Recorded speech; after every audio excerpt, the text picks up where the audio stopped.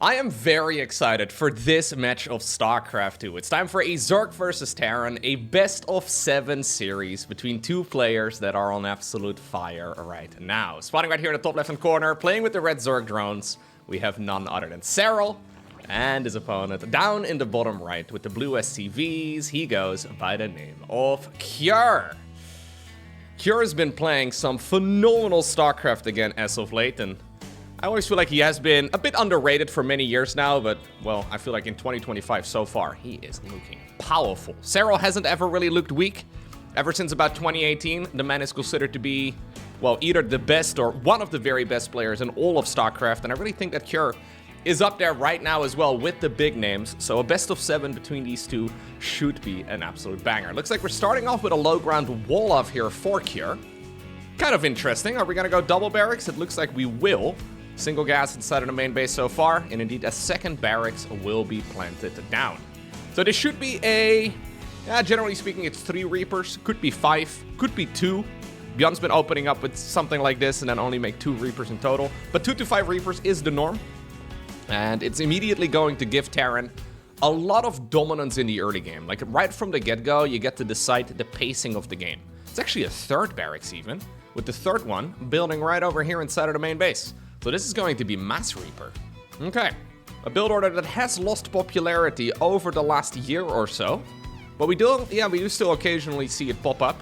The main downside of it is that you don't really follow this up with any sort of Hellion play. So after the Zerg is generally done with Zergling speed, which will be the first upgrade Serral's going to go for, you just lose a little bit of that map presence, and Zerg can really start working on the drone count and can really get the creep spread going. And any follow-up attack, of course, is going to be a marine-based army. For now, though, we'll have to keep our eyes on the Reapers and see how much damage they can do. The very first one is now out. Serral has decided to go for a quick expansion on the low ground, and he is sending a drone on over towards the 3rd. At this point in time, he doesn't know what his opponent is going for. So if we look right here at the Overlord patterns, Serral is scouting for proxies. Yeah, he's looking around the map and he wants to figure out whether or not there are any barracks building on his side of the map, which means that he definitely won't find out about this early game shenanigans until the units are already across the map. Just seeing, though, a 2nd Reaper here is all the information he really needs. Serral still decides to plant down the 3rd hatchery regardless, and that means that Kijkwijzer should have a pretty good shot at potentially taking it down. Now, he hasn't actually seen it yet. He hasn't seen the 3rd hatchery yet. But I can imagine he's going to be having a peek here in a moment. He checks out on the low ground. This is, of course, where that jump-up ramp is located too. Not really a possible 3rd base location here for Serral. If Kijkwijzer moves south, he should be able to find it. But he is going to just double down on the Reaper production here for the time being. Now, killing a hatchery is nice, but it's always difficult to say, right? How much damage do you need to deal with Reapers? Because these units fall off really hard. So he wants to deal as much damage to the queens here as possible and the slow Zerglings. One of the queens running dangerously low. Good grenades for now. But Kijkwijzer doesn't want to kill just a hatchery. He wants to, potentially get a whole lot more damage done. Zergling speed just a few seconds away now from finishing up. If these units get surrounded, they're going to be dead in just a couple of seconds. And so far, Serral has not really lost anything important. Not a single drone, not a single queen. And you can kind of tell why this strategy, you can kind of tell why this strategy from Terran players has lost popularity. The top level Zerg players are just so ridiculously good against it. I mean, right now the defense is going to be 10 times easier for Serral. He's trying to get a rep around, doesn't quite get the job done yet. All right. Yeah, this is a phenomenal start here for Serral. So if you struggle against Triple Rex Reaper, just micro like Serral does, guys. Come on. Just play better. So now we're mostly just trading out the units. Make sure that these units are no longer going to be an issue. But if you look at the production tab, Serral is mostly just droning up. Obviously, a lot of lost mining time there for a while. And, well, the 3rd hatch didn't really swing into effect yet. But this has not really been a cost-effective start here for the Terran player whatsoever. It's not so much the resources lost. So if you look at just the resources lost, you would imagine this is fine for the Terran. But it's a lot of time that is lost too, right? So we don't have a 3rd command center with this. We don't have, like I said, any Hellion presence right now. So Zerg can really just do whatever they like. The next attack from Terran, the first possible attack from Terran, is going to be when Stimpak finishes up. Kijkwijzer has decided to go for the +1 infantry attacks as well, but This was a major skill check here from the South Korean Terran, and evidently, it didn't really achieve that much. Okay. I find this positioning over here kind of curious. This is a engineering bay masquerading as a barracks. Normally, normally the depots over here would be blocking whatever. It's a very strange engineering bay placement. So the problem now, right? If we attack before medevacs are out, if Serral had enough units out at this point in time, if he had like 30 Zerglings, he could just kill this. Stimpack isn't even done yet. There's no way for these units to get out. Lucky here for Cure, the Zerg has been playing very greedy. Serral now making a ton of Zerglings, but this could have actually been an absolute disaster. Cure taking a massive gamble. If those units would have gotten surrounded, actually, if Serral would have made a big round of Zerglings earlier than he did, and those units just died for free, I think it probably was game over. Lucky here for Cure, he gets away with it. He now sees a bunch of Zerglings going out. Okay, medevacs are now available too. Serral backs up. What about these units, though? Okay, Serral does not get caught off guard. Man, Serral's so smooth on the Zergling control here. I half expected those Zerglings to run into the arms of the other Marines, but very quick there on the buttons. And even though we don't have Baneling speed done anytime soon, slow Banelings are still going to force a lot of control here, right? Because even though it's generally not assumed here that the Marines are going to die to Banelings very easily, when the Marines are running around, they are not shooting. Okay, here we go. Zerglings around the back, Banelings around the front! Well then, generally, that doesn't happen. Absolute disaster here for Cure so far. Like, nothing has gone his way at all. Yeah. So what do you do now? What do you do now as the Terran player? You just kind of awkwardly continue playing, I suppose, and you try to see if you can go for one final Hail Mary play. That is the type of strategy that can certainly work, but again, there's very little presence out on the map. The creep is starting to spread around. Baneling speed has begun. Serral's decided to go for the armor upgrade 2 for the Zerglings and the Banelings. He's got a 4th hatchery building before Terran has ever started up a 3rd. And at this point, I don't think Cure is going for a 3rd base. There's really no way that he's going to be able to afford it and actually like, keep it alive for long enough. So I think he has to just double down with a complete all-in. But at this point, he has got to see as well where this game is headed. I just don't really think that this attack here from him coming up is going to be successful. Now, sometimes I see people arguing that I called GG a little bit too early when I cast games, but look, I don't want to fake hype anything. It's very common in sports and in esports in general to fake hype stuff, but this, guys, I can't make this any better.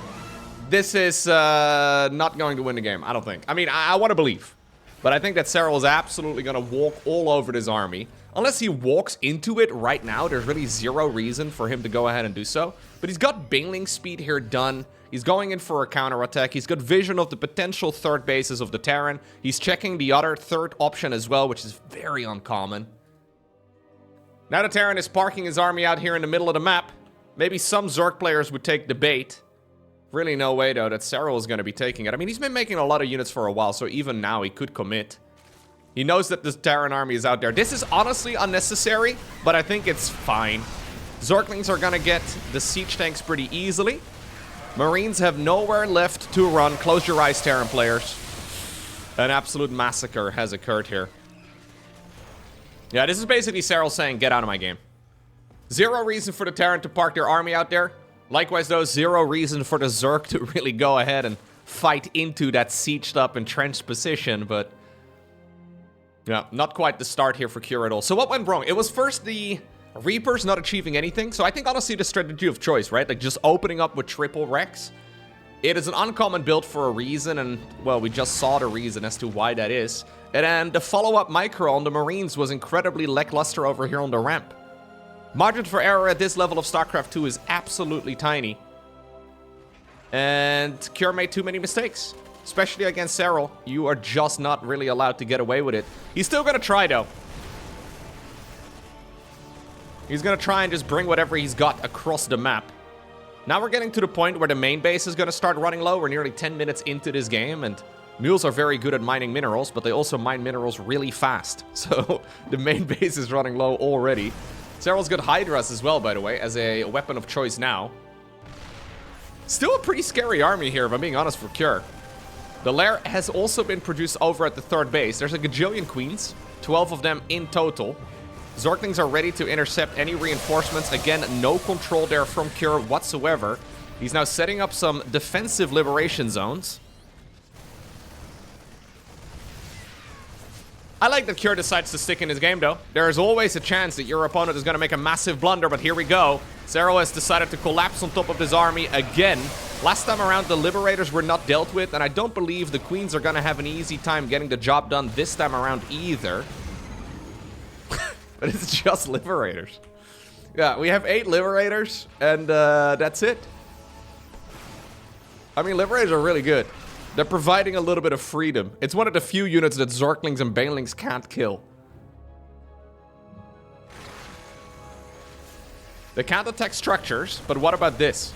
Serral probably would have liked to go for a Spire this time around instead, right? But anyways, Hydras and Queens should still be able to get the job done. Natural expansion is going to be running low here in just a couple of minutes. Honestly, you'd be wondering here what would have happened if Cure just decided to group all of his units up and maybe go for like a 200 supply type of army. Queen's going around the site though, with a bit of a flank. Lings and Banes still kill everything that's left over, and this is Serral once more shouting, "Get out of my game." These traits are unnecessary, but I think they are going to be more than good enough. Man, Cure is microing his butt off now. This is what we needed to see a little bit earlier. Trying his best to stutter step wherever possible, but this game could not have it could not have ended any other way. Okay, next up, we find ourselves on the map Torches. Serral making it look easy in the first game of the series. I know that some of those moments may have looked a little bit dicey, and there were maybe a few opportunities there for Cure, but honestly, it mostly required the opponent making massive mistakes for Cure to get back into it, and Serral is not really known as the type of guy who makes massive mistakes while playing StarCraft 2 in general, so I think ultimately, that game can be traced back to suboptimal execution from Cure, but I also think his build order of choice was just not that great. There's a good reason why we don't see triple Rex very often anymore in 2025, and it's because, well, it's one of those moments, right, where Terran players used to find a lot of success with the build, so they played the build a lot. Then the opponents got a lot of practice against the build, and now the build is no longer good because they're much better at defending it. And this is a tale as old as time in StarCraft. When a certain strategy pops up, initially it's considered overpowered, then players figure out how to kind of deal with it, then they master how to deal with it, and we move on to the next strategy. And then sometimes, I mean, the strategies do seem to be on a cycle, because at some point, if enough time goes by, players sort of forget what the perfect way of dealing with an old build order was. Like, maybe we're gonna go back to, like, the 16 Marine, you know, Stimpak, Medevac drop type of thing, right? Maybe we're gonna go back to that at some point in the future, but yeah. Strategies, they pop in and out all the time in StarCraft 2, and, well, apparently Cure trying to maybe get a little bit lucky in the first game, just testing the waters a bit, did not work for him whatsoever. Okay. Hatch gas spool again for Serral. No surprise there. Looks like we're gonna have a command center before a second barracks, so that certainly means that Cure is not going to be going for the same build order again. We do only have a single Vespene gas geyser taken right now for the Terran, so that is a big indicator that he wants to go for a third command center here very, very soon. Torches is a bit of a tricky map. A lot of interesting expansion layouts, and in general, if the Zerg does not get this as their third base up, what is the alternative? Well, technically you can move on over here, and it seems like Serral may be thinking about mining out some of those mineral fields. Technically you can move on down to the low ground in that direction too, but none of those are optimal. Generally, Zergs will be opting to go for the expansion over here. I really like that Cure decided to stick around with that SCV for a little bit longer, just to make sure that the Zerg was not going to be able to get that base in the exact location that they wanted it. Ooh, double inject? Yeah, double inject for the Zerg. For a long time, it was the norm to do inject with one queen when the first two pop, and then a creep tumor with the other. That's another little mini game that Zerg players have been playing for a long time. For the longest time, it was the queen in the main base would inject, the queen on the low ground would lay down a creep tumor. Then, over time, Terran players got really good at trying to snipe that creep tumor. So Zerg players started injecting in the natural first, and then walked the queen down from the main base, making it look like they went for a double inject. A lot of little mind games that generally do not have a significant outcome on the game, but it's what happens, I guess, when you play the same type of early game hundreds, if not thousands of times. Players get very cheeky with small moves, and, well, ultimately, Serral does get the third base up, but Cure controlled that really, really nicely here in the earlier stages of the game. Building up his own third command center here, so that one is just about to finish already, and if you look at the timing here of the Zerg's third, I mean, obviously this is vastly better here for the Terran player at this point in time. Then again, though, the work account here is what Serral has been focusing on, and even though he wasn't able to spend the 300, or actually 275 minerals on the hatchery there, he was able to spend some of that money on getting the additional queens out, and maybe the timings here are going to be slightly out of whack, but it shouldn't really matter all too much. Now, this is an interesting one, going straight into a Roach Warren. So this is about a 4-minute Roach Warren, maybe a little bit earlier than that. I don't believe, therefore, that Serral is going to be using it too aggressively, although he certainly could. No, I don't think so. I think this is mostly just a defensive Roach Warren. Roach Warrens in Zerg vs. Zerg, they're played in two ways usually. Either it's an all-in from the Zerg early on, or it's the Zerg trying to not die to stupid stuff. I really feel like it's mostly a lot of Zerg players that like to go Roaches if they're really confident. Because Roaches will rarely win you the game straight up, but they really do allow you to not die to anything stupid, and therefore the game can go on for a whole lot longer. Third base flies on down towards the low ground. A little bit late, actually, on mining out these skinny mineral fields. I don't know if there's already an oversaturation. No, there's not. Hellions going in around the site now, trying to see if they can maybe snipe a couple creep tumors. So far, though, Serral able to get away with all of the droning that he needs, and looks like we have an SCV working as well at the golden mineral fields from the back. Now with the bases, though, saturated as far as the minerals go, that's when Serral decides to take the majority of his gases, sitting on only 2 gas geysers until just now. Saturates all of the mineral fields first, and then we add on additional gas while building up a 4th hatchery too. Lair just about to finish up, plus when armor starts up again. No second evo chamber, so very reminiscent of the previous game. He also prioritized armor then, although in that instance he did also have a second evo chamber. Roaches have become a little bit more popular lately with the quicker transition towards Ultras. So because of the most recent balance patch, it's a little bit more straightforward for Zergs to go Roaches into Ultras, whereas in the past that was kind of impossible. Man, that one Spore Crawler putting in so much work. Okay. Aliens move on over towards the far bottom left, but that base is already ongoing too. I don't mind this position here for Cure very much, but it kind of does feel like Serral is always just one slight step ahead. Infestation Pit coming up. Baneling Nest also coming. +1/+1 though, researching here for the Terran. We already do have Stimpack, combat shields on the back of it, so these 3 upgrades will finish up right around the same time. Could be an opportunity here, ooh, for the Terran player to go across the map. Serral has been scouting though, and he just saw what's going on. A couple of queens here in some trouble, but it's the creep tumors that Cure came for. Should immediately see some creep tumors go down again. And there we are. Okay. Yep. So it seems to me that Serral so far is very keen to just play the macro game. This is something he's been doing for years, where he's very much so letting the opponent decide whatever they want to do. He is just trying to drag the games out. He's been doing this against Protoss, he's been doing this against Zerg, he's been doing this against Terrans. A lot of Zerg players feel the urgency to try to, well, end the game early. Serral does not really have that vibe going on here at all. Just defending whatever the Terran is going for, and the plan is to eventually overwhelm it, I suppose, as we now do have a Hive coming up. There's no Hydra den, no Lurker den, so this has to actually be into Ultras. If we are going to go Ultras, though, we should really go +2 armor. Maybe it's just Vipers? I'm not sure. Armor upgrade here is late. Maybe it's just a Hive to go into Adrenal Glands. Maybe a Viper or 2, yeah. Could be. Alright, in the meantime, we have a second siege tank over here, or a second factory for the double siege tank production if he wants it. Second armory? Is that the second armory? No, it's just the first armory. Okay. Awkward position on that. I don't know why we've put it down over there. Anyways, 4th command center coming up. Serral still swooping around, and we do now indeed have a hive. He did fire up the +2 carapace, but that one is a little bit late. So we started off with a very aggressive game number 1. Didn't work for Cure at all, so now Cure is basically going to the exact opposite end of the Terran spectrum, right? Where he's just going into full macro. I find it brave, but I like to see this. So, 4th command center coming up together with barracks 6, 7, and 8. Generally, when the 4th command center is landed, we can start thinking about, I'm guessing we're going to go for the base over here.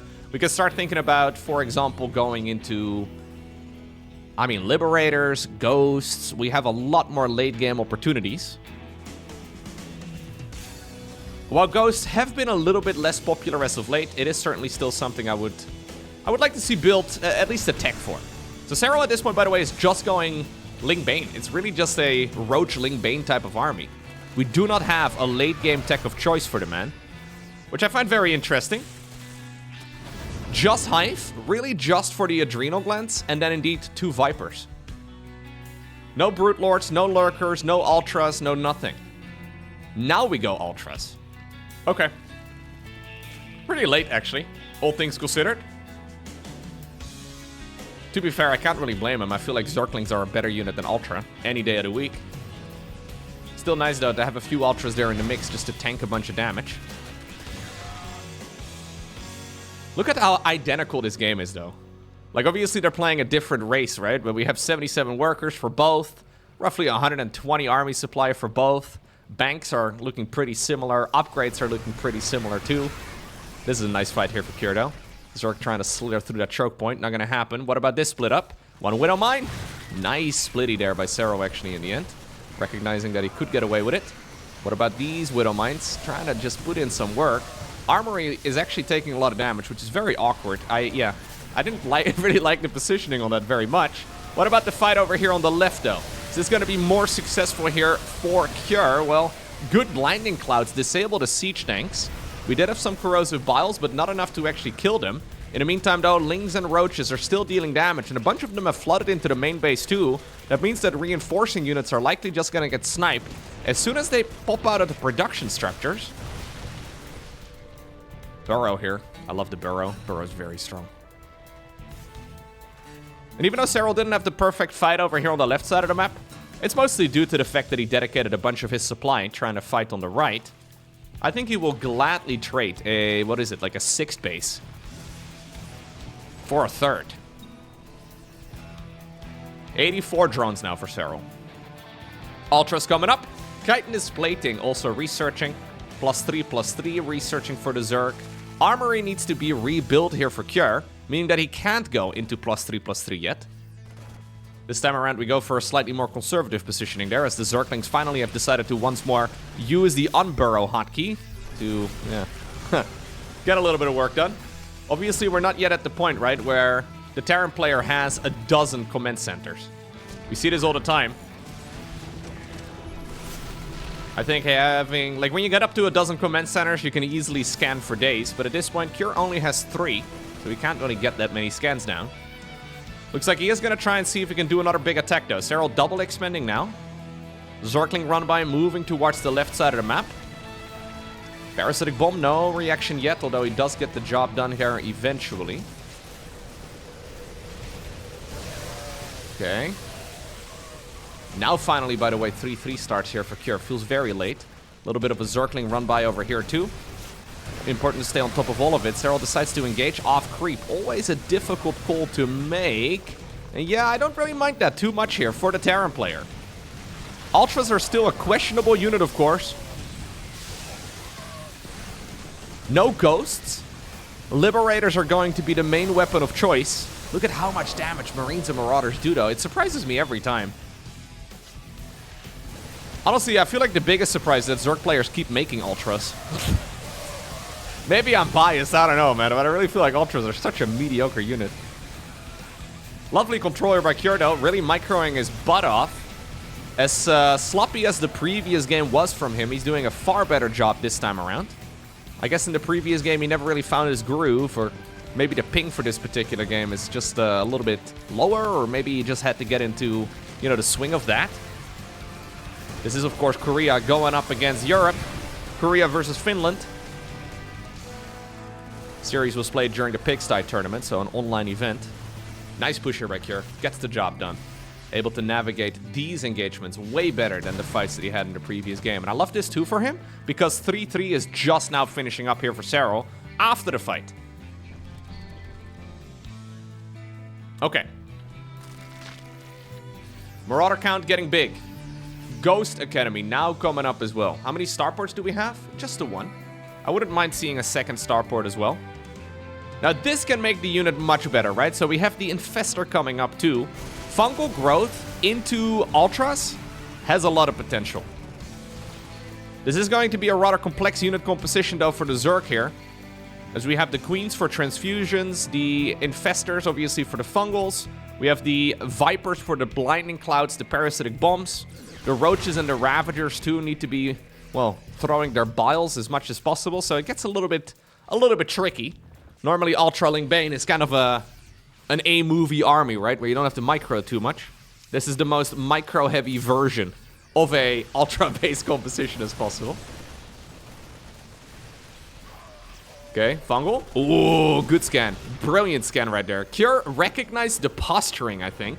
Because we do have a counter-attack though on the right side of the map. Planetary Fortress falls. 13 SCVs fall with it as well. Now the Ultras are getting sniped at the same time too, and these units, they're trying to make their way home. Not really happening. Maybe one of them can slither away somehow. What about the fight over here in the middle? A little bit further south. Serral actually still navigating this really nicely. Yeah, one big thing here for Kjær is that he hasn't really fired up the Iron Bank, right? He hasn't really been building up the command center count. So he's only got, well, how many do we have right now? Still just 3 orbitals. It's really not that much. So all of these losses on the side of the Terran are difficult to replace. It's very different than, well, when the Zerg player is going up against the Terran with a dozen orbitals, right? The SCV kills aren't that critical. This is really painful here for Kjær, whose economy is just not able to replenish this super rapidly. +1 missile coming up as well for Serral. Apparently that's what we need now. The Ravagers, I guess, can benefit from it. Okay, another big fight. Some of the units get played into a corner here. Serral is invited up the ramp. Not taking the invitation, though. This may actually turn out to be the longest game that I've seen on Torches so far. I feel like the games usually are quite quick on this map. I mean, we're only 15 minutes, 16 almost, into this particular game, but I feel like the majority of the games are already over at this point in time. You can kind of tell, though, why a lot of Zergs... Ooh, we're using the healing circle. You can kind of tell why a lot of Zerg players in particular like to go lurkers here. These positions are just not that easy to hold with Ultras. Serral mixing it up a bit, but I'm liking this position for Kjær quite a bit. Let's see, though. Yeah, I say that. This is still a difficult army for him to beat. He does have Ghosts now, and the Ghosts are making, generally at least, the game a lot better for the Terran player. He's not really replacing a lot of the SCVs. Serral taking a proxy base. He did this recently as well in those games that we saw him play against Mana, where he decided to go for a proxy expansion against a Protoss player. Now he's trying to do the same thing here against the Terran. Very odd, actually, because there's this base over here too. Serral just trying to go for the one that would be least likely. A couple of Zerglings still in the main base. A couple of Zerglings here in the top left-hand corner of the map too. Doesn't want to accidentally guide these Terran units in the direction of the far top left. Creep threat, though, has been controlled really nicely here by Kjær. Not a lot of creep around the map in general. Well, Serral sort of has something going here. He's trying to sneak the drones all the way towards the top left-hand corner. This is Operation Mineral. Don't get it twisted. This is a dangerous play by Serral. But he's gonna make his way completely unscouted, it seems. And then with the way that Kjær is really focused on fighting here on the right side of the map, I don't believe that that expansion is gonna be spotted. Still, though, this is an army that the Zerg player is gonna have to address. And it's a very scary one. 140 army supply versus 117, 16 or so. There's no Corruptors available. There's no Hydras available either, so it's just going to be Corrosive Biles and Queens, I guess, to try and deal with this. Another scan there, just to see if there was an Infestor in their midst, and indeed there was. We do have a counterattack again, though. Another planetary did fall. Ultras being annoying. We have a bunch of Zerglings still burrowed all over the map. It's gonna put a lot more urgency in this particular fight for Cure. Cure needs to be pushing through this soon, because otherwise the units here are just gonna tear him apart. Serral's getting rid of a lot of the reinforcements, he's killing a lot of the economy, and he's got that base in the far top left-hand corner of the map going right now. Looks like he decided to move forward a little bit over here, then backed up again. Using the natural regen here of some of those Zerg units to maybe get some additional HP. But Cure is now breaking open the natural expansion here of Serral. Zergling run by again, heading up north. Oh, no paying attention on those units there for a little bit. 4 more Ultras just about to pop out. +2 missile is also going to finish. So Hydras actually will be able to put in some work. There's the Zerglings. Sure, there's a Liberator going to town, but it's a lot of dead SCVs once more. Cure now only at 29. This is very, very important, though, for Cure. I think he needs to keep going. I don't think he has the opportunity to go home anymore and just macro up. He's on only 28 workers going up against a Zerg player that has an unknown amount of economy, but it's very likely that it's bigger than the Terrans. Still, though, a lot of tech structures are over here. Killing the Ultra Cavern would be awesome. Killing the spawning pool would be amazing, too. One of the Ultras taking a lot of damage there against, well, the unit that it's supposed to counter. What about these Zerglings over here? Nice pickup there, or at least splitting off some of the troops, and Ultras are dying. Cure doesn't have a lot of eco, but he might just have the army units that he needs. More Changelings going around the map. Zerglings trying to run all the way from the top left-hand corner. One Ravager from earlier, but I don't think that Serral can actually clean up these units anymore. The couple of medevacs that Cure has are being incredibly valuable. Spawning pool dying at 20 minutes into the game is an absolute disaster for Serral. The Ultra Cavern, has he seen it? Yes, Cure knows that it's located in the net. I think that's what you go for next. Still, though, Serral keeps backstabbing. He needs to make another spawning pool. Does he recognize that he's lost it? It's 200 minerals. I think you need to be building one pretty soon. Weirdly enough, at this stage in the game, it takes a long time to make a spawning pool. Like, you're so used to making it at, like, minute, well, whatever, right? That if you're making it at the 20-minute mark, it takes a very long time. There we go. He's recognized it. What in the world is this positioning, man? It's just like that armory. Serral just panicked a little bit, I guess, and just put down the spawning pool as soon as he realized that he had none. This is just like the armory that was built over in the middle of nowhere. Constant Zergling run-bys, though, killing the mules and shutting down the economy. Cure is flat broke, and it seems to me that he's going home. Now, keep in mind, this base in the top left-hand corner has been mining uncontested the entire time. Cure is now checking for one of the potential bases, but this could be a massive misread here for the South Korean Terran player, because he's been stomping around the map. Obviously, he's got a mental picture of how much eco there can be for the Zerg, and there is no way that if he's going up against the economy that he believes that the Zerg has, that this army is going to get produced. Serral now, by the way, has the spawning pool again. He's got still about 2,000 resources in the bank. Forced to remake queens. He needs to get a lot of larvae going. But this expansion may just be Serral's, well, saving grace over there, right? We've got such a scary army still located. Cure trying to see if he can maybe move around the perimeter of the creep. Serral trying to just get whatever hit he can. Getting some good parasitic bombs as well on the medevacs. Ultras just chomping their way through whatever they can hit. I would love to see one of the Ultras actually back up to the safety of the healing shrine, but Serral is sending in the Zerglings right now too. Cure has gotta be wondering at this point in the game, where in the world is this Zerg player getting money from? He's killed so many hatcheries. There's a base. It's right over there. Take off your freaking blinders. I don't know. I'm guessing they're horses or something with like the blinders. Why did you guys not see? To your left. It's right there. You walked by it. Painful game here for Cure. This game, I mean, if he would have sent one Liberator to the top left, it would have been over already in his favor. He just simply doesn't know. Can't believe Serral's getting away with this again. Proxy hatcheries. It's not really something we see from Zerg players.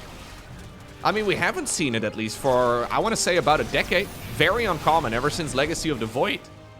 Serral just took an expansion that is considered to be the Terrans, and it's so far out of the way, right? With the way that the map is lined up, like, the Terran is very focused on engaging to the bottom, right? If you spawned over here in the top right-hand corner, you're moving all of your fights towards the bottom right-hand corner. And, well, this is the exact opposite location. He may very well try to fly a command center over there in a moment, but because Serral has been killing the SCVs in this base over and over and over again, Cure has still got a lot of minerals available. So he's not even really thinking about the base in the top left yet. So that's just a nice little bonus, I guess, that Serral got for killing the workers on that base repeatedly. And now he's managed to slow down the game a bit, which is exactly what Serral needs. He's been able to spend his bank. He's once more absolutely massacring the economy. During all of this, man, look at this. 126 SCVs have died. It's honestly getting out of hand. I can't believe Serral's done this. I'm getting nerd chills all over my body, man. This is so sick. Can't believe he managed to get away with this expansion. He's basically acting here. Like, give this man the Academy Award. This is... He's just acting like this is just a normal place on the map, and that there is no reason for the Terran to be suspicious of the top left. Losing the main base as well as the natural expansion, but slowly rebuilding the tech. Bailing Nest coming up. Look at the army here for the Zerg. It is way too big. There's no way that Cure can hold it. And Cure has got to be scratching his head now. I'm honestly surprised that we haven't really seen him move any units towards the top left, because there's only so many bases on this map. But I think he's probably in panic mode right now. Like, blood pressure is up. Heart rate is going up too. He is probably not thinking about these expansions and where the Zerg is mining from. Like, this is one of those moments where in hindsight, like after the game, you probably check out the replay really quickly and you realize, oh, dude, are you kidding me? Like, that's what happened?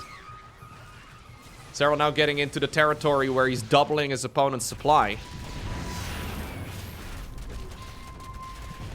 Honestly, he played a fantastic game. This game really was in the bag. He made all the right choices, assuming that Zerg did not have a high hidden base in the top left. Ugh. Man. I feel bad for Cure here. Incredible game for Serral, but... this is one of those moments where as a Terran player, you're like, you know, you're looking at this and you're like, what did I even do wrong? Like, what just happened? How was this even possible? I've played this game a million times before. I know Serral's good, but like also, this game was not really losable anymore, was it? Here we go again. The Swarm is relentless. And even though Ultras are not a particularly cost-effective unit, Serral's been out-mining his opponent for a long time. Now all the way up, by the way, to 108 army supply here. Only 2 SCVs remain for Cure. Cure is being chased all the way back into the main base. And he never found out about the hidden expansion in the top left-hand corner. Next up, we find ourselves on the map Ley Lines. Serral's decided to mix it up a little bit. Cure does not see that the Zerglings are moving across the map already. It's a sharp timing there. The absolute latest possible spawning pool where you still don't get spotted, although Cure did actually check the timing there of the hatchery, so he recognizes that this is a pretty fast expansion, but not the fastest possible expansion for the Zerg, so he knows that there's probably Lings out, meaning now that the Reaper stays at home. The fact that SCV, like the SCV went across the map at all, really saves Cure here, because if this SCV would have not gone across, the Reaper would have gone straight across, then the Zerglings would have gone straight into the natural, this command center would be massively delayed, and the entire game is a disaster. So Cure not cutting any corners here, still going for the SCV scout, and it may just save him here. Zerglings decide to go back, or at least they're running around. Okay. I hope that Cure actually quickly checked out the replay of that previous game, or maybe just recognized what was going on right there at the tail end of it, because if he didn't, right, he might be incredibly demoralized in the sense that he does not believe he can actually play macro toe-to-toe against Serral. Serral only won that game, well, only. He won that game primarily because of the hidden base. If he wouldn't have had that hidden base, that game would have gone heavily in favor of Cure. So Cure is perfectly capable of going toe-to-toe with the #1 Zerg's macro game. So I'm hoping he's going to be playing some more of it, because that could have been an absolute, well, mind breaker right there for him, right? If you are trying your absolute best and you're like, well, I don't even know what I did wrong. Like, I'm pretty sure I did everything right, man, and I still lost. Is it really all of those little engagements in isolation that I need to, like, analyze? And because the alternative, right? If he didn't know that the proxy hatch was there and he just believes at this point that he just got outplayed, it basically would mean that he just needs to be better in every portion of the game. Like, it basically means that he just has to get better in every moment, which is incredibly demoralizing because, yeah, and then what do you do? What do you, how in the world do you can't address that in the middle of a series. Okay, so, Roach Warren coming up here for Serral. Once more, a bit of a macro Roach Warren, I would say. Okay. Nice line of fire there, but ultimately, the supply depot did not get cancelled. Okay, I like this. He knows that the Zerglings just died on the other side of the map. He doesn't know if there's additional Zerglings, though, and now he finds out. Man, Cure is just not getting into the groove. He's not able to really catch a break, right? Like, in the previous game, it kind of looked like it. How often do you see a Zerg player lose their main base and their natural, and then still win the game? Like, I don't even remember the last time I've seen that. This wasn't a base race scenario. This was the Zerg losing their two most important expansions, or their most important bases, and then still proceeding to win the game. It's a little bit cursed.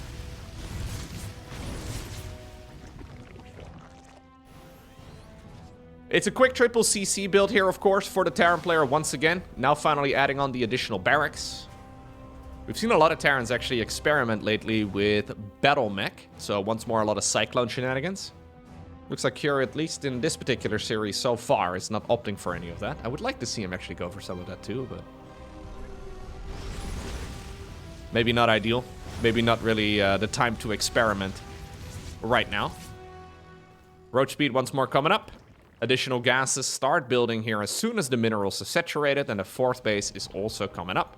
Roach speed together with the +1 carapace straight into an infestation pit. No bailing nest yet, so we'll have to keep an eye out on exactly what the plan here for Serral is going to be. Couple of Banshees. That's a very early cloak, my god. He just cloaked from half a screen away, and this is so unlucky, man. Ay, ay, ay, ay, ay. I don't know if that's calculated by Serral, because he was awkwardly idling a group of queens with an overseer together over here, but my god, did Cure just fly straight into the only mobile detection that the Zerg had. I'm pretty sure this is the StarCraft equivalent of somebody getting bullied. Cure's like, but I'm really good at the game too! And Serral's like, no. As a matter of fact, you suck. Okay, mailing nest coming up. +1 melee here. We have a hive already researching. So this is like a 6.5 minute hive. There was a time, not too long ago, where Serral looked surprisingly mortal. And he's been forced to play a little bit more of a tricksy style, right? But I feel like that is something we've been seeing from Serral over the years. We've had good players before, that then when ultimately their strategies get nerfed, they're not really able to ever get back to their previous level. I feel like Serral specifically has been probably mostly single-handedly responsible for half of the Zerg nerfs that we've seen over the years. And he just keeps on figuring out ways to still be on top. Like, you'd imagine if Serral was playing with the 2018 version of Zerg. That version of Zerg was so much more powerful than this one. Basic things, like queens having additional range, they were cheaper, they could transfuse off creep, banelings with 5 additional hit points. I mean, so many things that would make Zerg tremendously more powerful in the modern day and age. And while a lot of Zerg players are struggling right now, it seems, like, none of the Zerg players seem to be particularly confident. Serral is just always on another level. It's very impressive. Okay, so, Adrenal Glands coming up. +2 armor, +1 melee. Super quick Adrenal Glands, by the way. Looks like we're not rushing out the Ultras. We do already have 2 Vipers out. Banshee's trying to get their damage done. Cure building up the Great Wall of Terran over here. Look at that.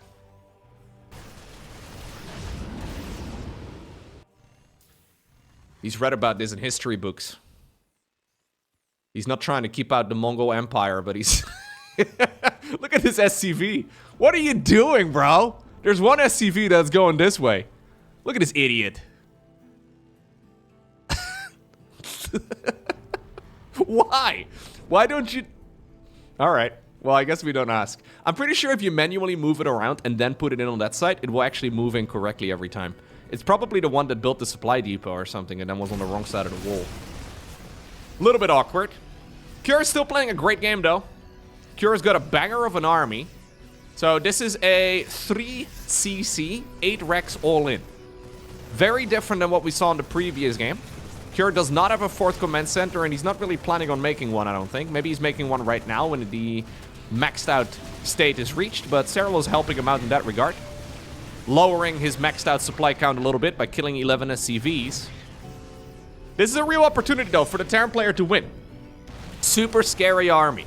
140-ish army supply here for Terran, and 2-2 is going to finish up before the Zergs. Okay, Blinding Cloud on a couple of the siege tanks. Serral, though, awkwardly going down this ramp, and I don't think that's ideal. Great corrosive balls, though, and he certainly did scare the Terran there into using their Stimpak.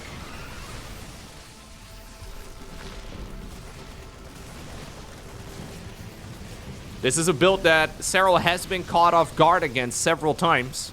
Oliveira famously did it at a IEM Katowice.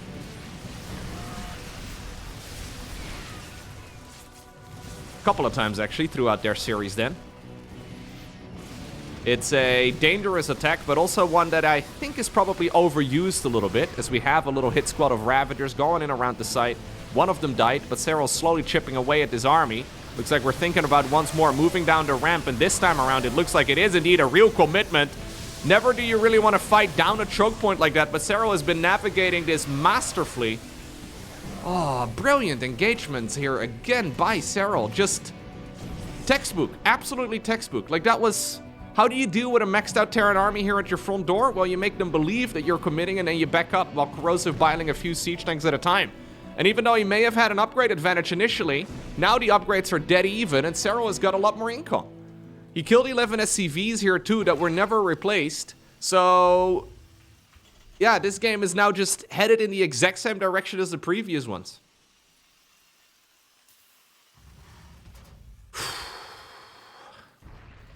I don't know how the man does it. Insane. Pretty much a perfect series so far here, honestly, for Serral. Yeah, he should have probably knocked down the rocks earlier. That would have made cleaning that fight up way easier. But... still good enough. Oh, look, you went for a drop in the top left. He already anticipated it.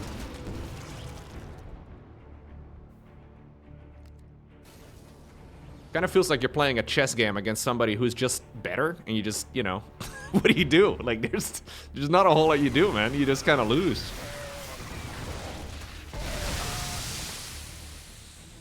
Yeah, this is going from bad to worse right now. And Cure really has been playing some fantastic StarCraft recently. Making it, of course, to the finals of the GSL Code S. Not an easy feat whatsoever. The man's been playing fantastic StarCraft. Nanomuscular swell coming up for Serral. He's shopping for his luxury items right now. This is basically the designer clothing of Zerg players in the game. I can't imagine Serral wearing a Gucci t-shirt, but he's just shopping for whatever is nice right now. Now, it is important that he doesn't give this Terran player too much wiggle room. The old main base here of Cure is repositioning all the way to the front, and he is turtling up. So he's trying his best to see if he can hold on. Looks like the Zerglings are coming in from all sides. Blinding Cloud once more, and here go the Banelings just rolling in. He's committing right as the SCVs have arrived at that mineral line too. Corrosive balls on siege tanks, corrosive balls on liberators. An extremely expensive fight here for the Zerg player, but look at the damage he's done. 17 additional SCVs died. He backed up. He's making a massive army on the back of it. He's got a huge bank, so the overextension was minimized. I mean, brilliant game right here by Serral. Next up, we find ourselves on the map Tokamak. Match point already here for Serral, who seems to be cruising. Okay. Now, this is a map that has multiple third base options. Still, though, yep, I like this here for Cure. Cure has sent an SCV towards the one on the left, and the Reaper towards the one here on the right. And, oh, he's getting something done, guys. I feel like this is the first time Cure is getting anything done so far. Ay, ay, ay. Okay, now, he did obviously kill the opponent's natural and the main base in the second game of the series, but game number 1 and game number 3 were not his games, huh? Not ideal. Okay, so. Orbital command on the low ground, 3rd CC inside of the main base. Now Serral, though, has got a lot of wiggle room. When you're 3-0 ahead in a series, I mean, when's the last time Serral has lost 4 games back to back to back to back in a Zerg versus Terran? Actually, I can tell you. I was there. I was there, Gandalf. No, it was at the EWC last year. Serral infamously lost the grand finals 5-0 against Klim. As a matter of fact, they faced off against each other before in that same tournament. And I think in total, Serral went like 0-8 against Klim in one event, which is crazy. Either way, this is a massive uphill battle right now for Cure, because Serral can now also start cheesing. Now, I don't know if he will. No, it doesn't look like it. The most common cheese is to go for a 3.5-minute Roach Warren and then, like, send out a bunch of Roach Ravager, right? That's the type of style we've been seeing from the likes of, for example, Rogue again, which I think is kind of nice, but not the case here for Serral. Could also go for some Nydus Worm shenanigans. He could go for some Spire play if he wants to. He can really do whatever he likes at this moment. And Cure needs to be addressing basically all of it, so he's being safe here. Leaving a bunch of the Hellions at home. Not a mistake, he's doing that on purpose.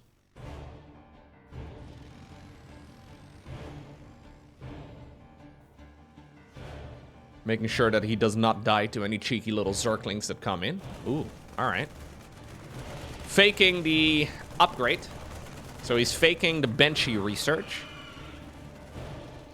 Terran players out there, man. Always be faking it, huh? So this is going to force out Spore Crawlers here for Serral, more than likely. Because that looks a lot like the Cloaking Field upgrade for a Benchy. But what we had there was a good old Medevac being produced instead. He actually cancelled the production of it, which is a little bit funky, but really wanted to get the siege tank going, I suppose. 3rd CC goes on down to the low ground, and Cure is not deterred too much. He's just gonna try and see if he can play the macro game some more. How about these units? There are a bunch of Zerglings waiting in the natural, but it's not really that many. Okay, Queen's coming in from all sides here, but maybe we can get some work done. Okay. Oh my god, Serral actually needs to play the game. Okay. Well, well, well, would you look at that? 19 drones, 20 drones go down. Liberators being annoying, and this is all traceable to that freaking cloaking upgrade right there being faked in that tech lab. Serral did not anticipate a Liberator to show up. And because the Liberator showed up, the Queens were not in the right position, and because the Queens were not in the right position, then the Hellions could drive in. Okay. And now suddenly 20 drones died. That's a lot of workers. Evo chambers do start up. Don't believe we can really go for any roach play anymore. Now it is all about crisis management here for Serral. I would love to see Cure, though. Just pile on the pressure. Yeah. He's going for additional barracks right now. I mean, imagine doing an 8 Rex here, right? Like an 8 Rex is what we saw in the previous game. Didn't really work too well in a straight-up match, but if you do an 8 Rex right now, that was an extremely narrow defense in the previous game, although, yeah, it kind of didn't look like it, but if you do it in this particular instance, Zerg is going to be fighting a massive uphill battle. Armory coming up. Baneling speed is coming though, and that is going to finish up pretty soon. And even though the Hellions did deal a lot of damage to the economy, they didn't really deal a lot of damage to the creep spread. So Serral's just chilling here in that regard. Still gonna make it quite defendable, I suppose, whatever attack the Terran player decides to go for. +1/+1 together with the good old combat shields coming up. We don't have any add-ons here on the additional barracks. This is the only thing you do when you, like, if you want urgency in your play, this is what you do. You don't have the time to build the add-ons. You just go straight to producing. And it usually means the Terran is lining up a massive attack really, really soon. So that's barracks 6, 7, and 8. Oh, and he hit a supply block. Okay, only a very short one. That would have been a disaster if he hit a supply block right now. Probably the worst timing, but he actually did make an extra depot and then panicked and added a few more and then recognized actually I already did make one. Could have dropped a few depots from the high heavens, but... Okay, the attack has started. It's a slow one. Serral hoping to maybe see if he can collapse on top of all of those units. Reinforcing Terran units, though, are trying to see if they can surround the surrounders. The surrounders become the surrounded. I'm pretty sure that's correct English. And these Banes, oh, brilliant micro against them. What about... Ooh. Yeah, no, this is great control right here, Rancure. I mean, it's a bunch of Terran units dying, but ultimately that was by no means a cost-effective trade there for Serral whatsoever. And now he's feeling like he can step onto creep. How about the splitties here against those Banes? They are excellent. Great job. GG gets gold, and Cure gets a point on the board. Alrighty, next up, we find ourselves on the map Persephone. Now, I like that Cure has decided to just be absolutely relentless with the SCV scouting. We see a lot of Terran players that skip these. They just go for the Reaper Scout and that's it. But Serral has already shown us that he's not afraid to go for some early Zerglings and maybe run them straight across the map, taking some chances. And he's also shown that apparently he can bleed. Yeah, he did make some pretty significant blunders in the previous game. Mostly because of that misread, of course. That Banshee build that wasn't a Banshee build. Very nice to see. I wonder, by the way, if my microphone sounds different. I opened the door because the cat was meowing in front of my door. So my door is wide open right now because I know if I close the door after he's gone through the door, that he's also going to be meowing again because the door is once more closed. Very important as a cat that every door is open at every moment of the day. Anyways, I don't know if this is going to make my microphone more echoey. Probably not. Either way, a bunch of Zerglings are going across the map. They have been invisible so far, though, but Hellions are just about to pop out. Zergling speed a few seconds away from finishing. So I'm mostly just hoping he can maybe catch a mule, but... Ooh, little bit overzealous. Doesn't quite complete the job. Third command center coming up. Okay, so Persephone is a massive map. Pops into the healing shrine for just a second. Always want to make sure your Zerglings are at full HP. Overlord Scout thinking about going in around the back. Okay, so this is not a 1-1-1 opener. This is actually a 2-1-1 opener after a third command center. So it means that there won't be too many Hellions, but at least still a bunch. Yeah, 4 Hellions in total. Creep spread is therefore still going to be a little bit frustrating here for the Zerg. Not going to be easy for him to really get the creep out onto the map too far. And because of that, of course, the Terran has a little bit more wiggle room. Still, he's going to be able to line this up with a nice early stim pack. And then also additional marine production. And securing the third base is going to be a whole lot easier because of it. Okay. Couple of Zerglings going around. Serral will see the amount of Marines here, and I think that'll probably give him all the information he really needs. Wait, the cat left. Hold up. I need to close my door. Quick. The cold air can stay within this room. Very nice. Sweaty StarCraft commentators. Not ideal. Not ideal. Alright, Lair coming up here. If you hear meowing in the background, it's because I closed the door, okay? He's doing fine. He's doing great. My cats live a better life than me, I promise. And I live a pretty good life, I think. But they live a great life. But they still have problems, okay? They still have issues, aka doors that are closed. Ooh, well, this is a door that's closing. Ah, you hear that segue? Oh my god.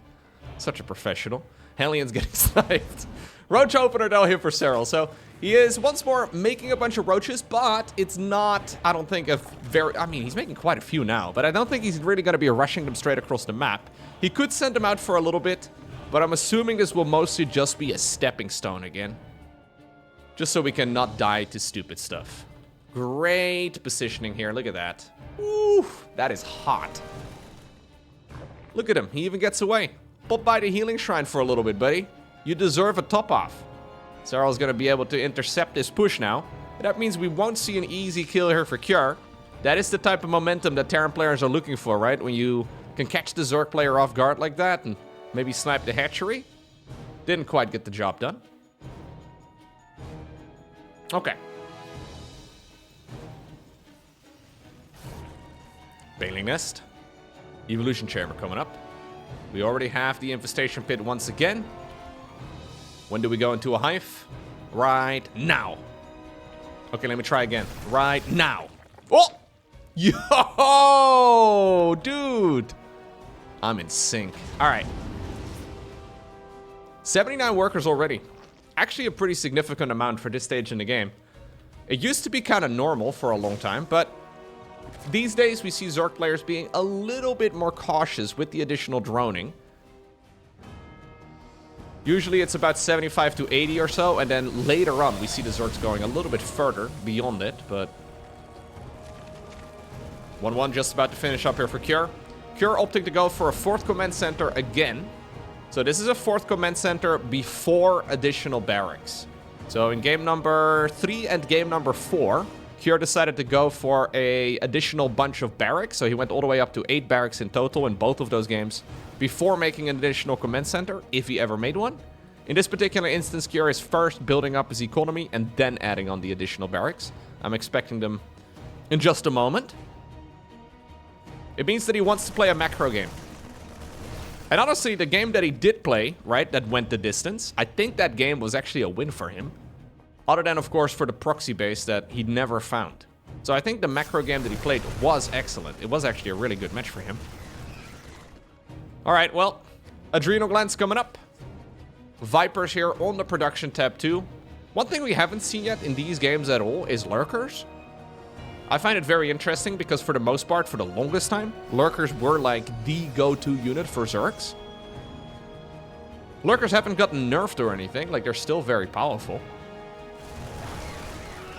Zerg's just, I guess, favoring the Lingbane Ultra-based army with some Infestors for support, some Vipers for support as well. Although we do have a Hydra Den on the production tab now. Okay. The Creep Highway here. The Speed Zone Highway on the right side of Persephone. Usually quite a good line of attack.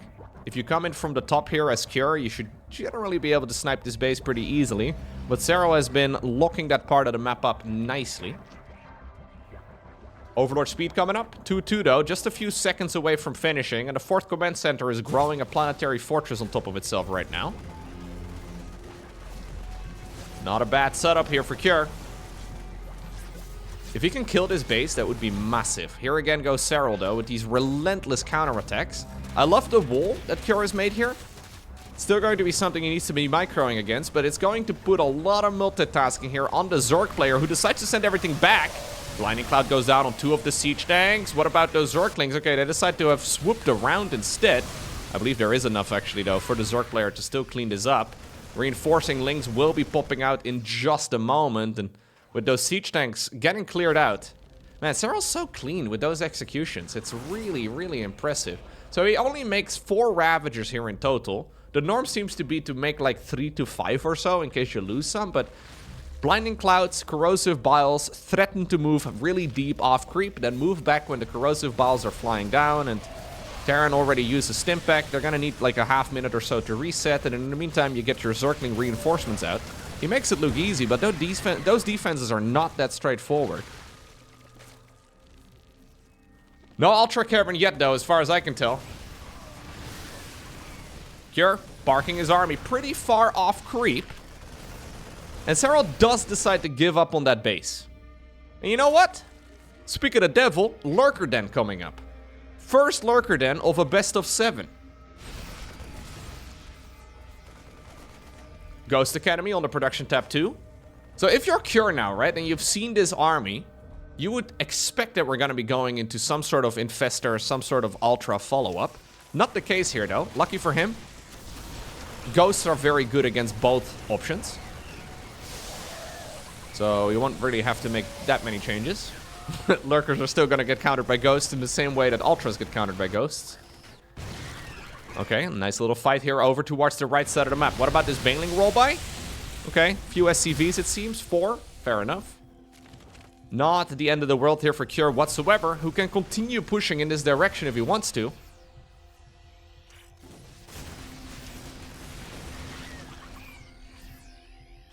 Seismic Spine's coming up. And that is one of the downsides, right, of Lurkers. It just takes such a long time to actually get all of those upgrades down. And Terrans have gotten extremely sharp with their timings. What about this Infestor, though? Na na na na na na na na na na na na na na na. He needs to detonate all of those Widow Mites first, but a perfect fight there, I think, for Serral. I mean, it's a bit of a clumsy one in the end, but it's good enough to push away that army. Infestor coming in clutch, and I think the Infestor may have just bought enough time to get the real upgrades to kick in. Already, we have the next step in the Serral master plan, which will be the Nydus Network. Ghost personal cloaking coming up, though. And you know what? Cure is building up the CCs. We're actually settling into a macro game right now. A pretty big macro game, too. We haven't really seen Terran be able to go up towards Max CC. And we haven't really seen Serral be able to, or Zerg here, to be able to go up towards the... Ooh, that's sloppy. To go up towards Lurkers. New base being acquired. Relentless aggression still on the left side of the map. And Cure, he may have taken a lot of losses here, but he never gave up on the position. And much like this base over here, he gets the kill on another base eventually. Now it's Serral's turn, though, to strike. Lurkers are already sitting inside of their Nydus Worm, and they're gonna go straight into the Terran's main base if, well, Terran's not careful here. It would be an absolute disaster. A couple of the units do pop out. And even though this is rarely a super cost-effective way to play for Zerg, it's an incredibly APM-intensive play for Terran, right? In order to clean that up, it takes forever for the Terran player, especially when you're so focused on trying to deal damage on the other side of the map. Those Lurkers are now just, well, making this fight so much harder. A bunch of the Terran units do run around the corner into the Xel'Naga healing shrine. Nydus Worm towards the top right. Production structures are starting to fall. And this is the real strength, I think, of the Nydus Worm. Terran was set up over here. Terran was set up over here. They had a firm grasp on the Zerg side of the map. But he has to give up that position because of this. Serral doesn't really get a lot of value. He's likely to lose those Lurkers. Oh no, he decides to send them back through the Nydus Worm. But it turns out the best defense is the offense, right? Like, once more, the way he cleared out all of those Terran units on his side of the map, how he can once more get some of that creep going, is by being the aggressor. Looks like we have a second Ghost Academy coming up. Okay. 2 additional starports also on the production tab. Okay. We're gonna go for some cheeky mass nuke. I'm not sure what the plan is here for Cure, but I'm assuming we're gonna go nukes and liberators. Serral making 7 overseers. Taking a page out of Rogue's book here. Okay.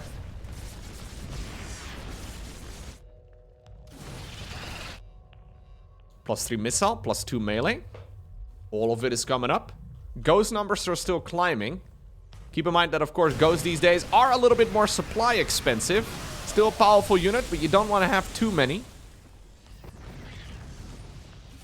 Mass Overseer, of course, is something that we've been seeing from Rogue lately. Rogue has been building up to about 50 Overseers. Don't do it! Don't do it, no! Okay, dang, what a badass. The idea is, of course, you throw down those Changelings and then you send through as many as possible. And while Terrans will likely clear out the majority of them, it's extremely difficult to stop the, well, sheer amount of Changelings Just setting it up over here, dropping down a bunch of those Nydus Worms. Usually, Rogue does this in combination with way more Overseers, way more Changelings, and then also, okay, a second Nydus Worm. Serral's building up a second one right now, too. I kind of like this. I've been saying many times that I would love to see the other top-level Zergs give that style from Rogue a try. And this may just be the Serral equivalent of it. Yep. It's a little bit more conservative, right? It's a little less extreme. No surprise there. But it might just be equally effective. Units going all the way over the map. Little lurker here on the left side of the map. And dude, look at what happened in this game, though. Like a few minutes ago, Cure had firm control of the entire map. And suddenly, with just a couple of combinations right there of moves, Cure has been pushed all the way back to his side. Now, this is totally playable for the Terran. It's just an entire, well, world flipped upside down now. Planetary Fortress, hello? Ooh. Okay, he does get the kill, but that was an awful lot of Banelings. Couple of lurkers here on the right side of the map, too. Nydus Worm goes into the main base. Changelings are standing around, pretending that they're Marines. +1 air weapons coming up for Serral. Ready to maybe make a Corruptor switch. Double Nydus Worm inside of the main base. You know what's better than one Nydus Worm? 2 Nydus Worms. You know what's better than 2 Nydus Worms? Well, probably not a third. Maybe, though. I wouldn't mind seeing a third Nydus network. Infinite Nydus Worms. Maybe that's the play. Okay, new game plan here for Serral. Give the Terran as many bases as they can have on their side of the map, but no more than that. Try to harass those expansions to the best of your abilities. Try to make sure that you do not get pushed away. Creep spread is slowly moving forward. Nydus Worms are being planted all over the map. Serral's got control as well now of the 3 o'clock position, so that means a gold base being set up. Cure right now, for all intents and purposes, maxed out. Not really capable of building up too many more Liberators. He's got 9 of them already, though. Lurkers in the main base. Ghosts are over here, too. A bunch of Zerglings decide to pop out as the Lurkers go back in. Cheeky little play. But whilst this is all going on, Serral is getting about 2,500 to about 3,000 resources more for every minute that goes on. So, Cure needs to do something. That is not a sustainable position. Little Zergling run by here again. Nydus Worm on the right side of the map, unloading a bunch of Zerglings and Lurkers, just whatever is possible. And while Liberators are great at controlling a lot of these positions, they're not great when it comes to defeating these sorts of armies. It takes forever for a Liberator to kill a group of Zerglings. Nice sniper right there by Cure, who's still maxed out. Double Nydus Worm inside of the main base.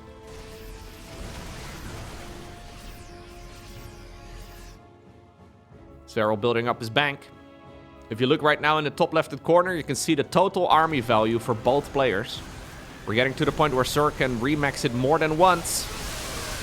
I think this is a brilliant fight as well for Serral, isn't it? Although the Liberators are kind of destroying everything on the ground. I think it's totally fine.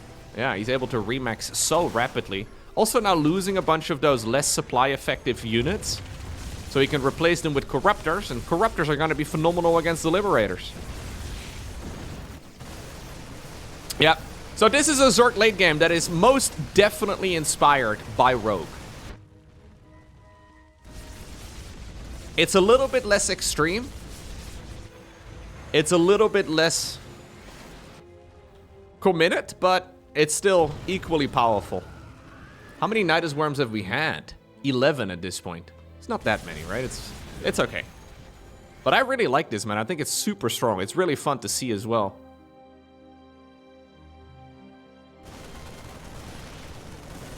A very swarmy approach. Now, the Liberator count is still growing. Soon we're going to be up to 18 Liberators. Normally against Protoss, I would say, okay, that is pretty much the game-winning amount. I'm not so sure if it's similar against Zerg, though. Corruptors here are going to be very powerful. And just the entire dynamic of the matchup is, of course, different. The entire map at this point is just red. The Serral is sneaking through wherever he can. Being in firm control of this game, man. Ay, ay, ay. 3 o'clock base, though, being grabbed again. Cure has killed it earlier, but he's going to be able to shut it down a second time around as well. Very nice. Nydus Worm in the main base, though. 2 of them. Unloading Zerglings left, right, and center. And slowly but surely, Serral is whittling down the Terran. Yeah, he's still maxed out. Yeah, he still has like 2,500 resources in the bank. But this is a Terran player that is not able to sustain this for a whole lot longer.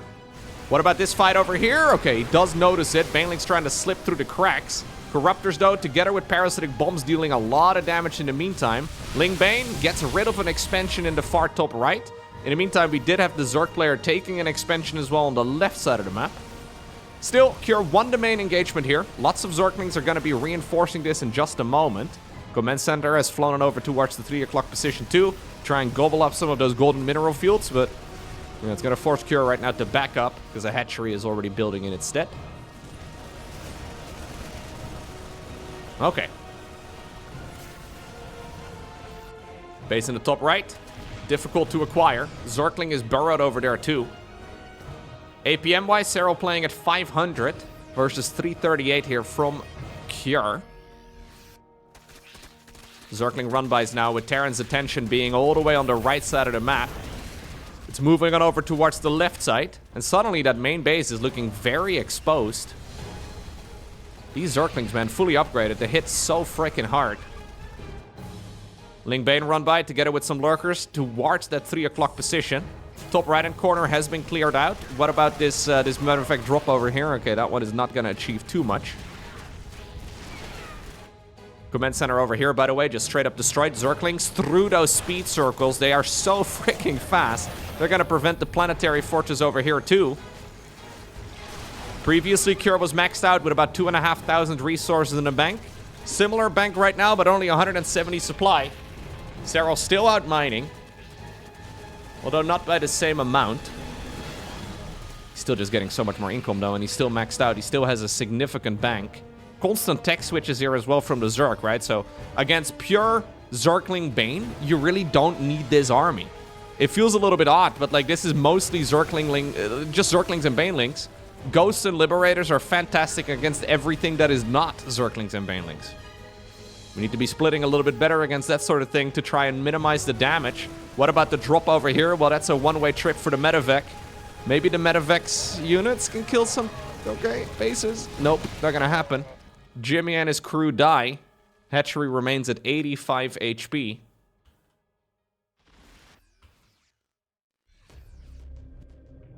And this is looking like a near unwinnable position right now for Cure. He's made some really good effort, don't get me wrong. Maybe if he can get away with an expansion like this for long enough. Serral has just been ahead though economically, I think ever since like minute 3. He's been building up his eco for a long time, and every time Terran manages to take a base, Zerg is there as well. And every time Cure kills a base, 2 new ones pop up. Council on the hatchery over here. Ghost production continues, but we really don't need more ghosts. 20 ghosts is too many ghosts. Against this type of army, what are we sniping? Like, what are we sniping here? What are we EMPing? They're spellcasters in the end, right? Like, there's nothing here that ghosts are particularly great against. Maybe he's anticipating a Brute Lord transition. Maybe he's thinking about going after more lurkers or something along those lines. But I think this is Cure once more in panic mode. You need to keep your head cool. Maybe autopiloting a little bit too much, because normally at this stage in the game, you do need a lot of ghosts. Serral decides to meet this army off-creep in the middle of the map. Parasitic bombs, corruptors, clearing out all of those liberators within seconds. Changelings drop down as well, just to make it even harder for the Terran player to really micro the units that are on the ground. Overseer's covering a lot of the screen real estate too. And now, Terran's bank has depleted. Serral's still maxed out. Still 8,000 resources in the bank.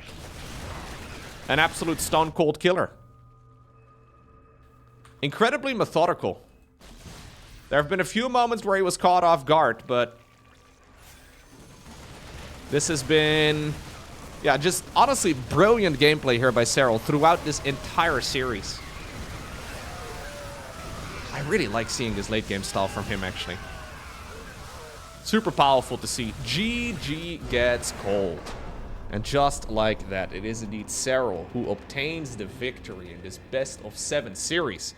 Phenomenal games there by the finisher. I haven't really seen any of the other high-ranking Zergs go for the mass overseer style. Now, how many overseers was this in total? Okay, we had 16 at the end, and 3 of them died. So it's not like, you know, the 50 overseer style that we have been seeing from the likes of Rogue, but there is absolutely no denying that it's a very powerful approach, and yeah, I think Serral executed it about as good as he could have.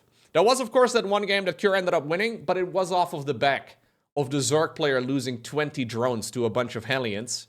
It was a cool play, but it's not really a reliable way to obtain the victory, right? Well, today I want to give a special shout out as well, of course, to the Patreon supporters. Shout out to the guys over there on the left side of your screen, but also to the names over here in a slightly larger font. Special shout out to Blue Harry, Grimdy, Beinsterk, Thort, Javo, Champ, Brusik, Patrick, Gavilan, Andy, Sisitmin, Light Switch, Lucas, Ballistical, Killman, Robert, Jacob, Echo Soldier, Rextor, Shren, Papuch, Agaring, Cranlore, Strategist, Dustin, Nakul, and Doomhome. Thank you guys very much.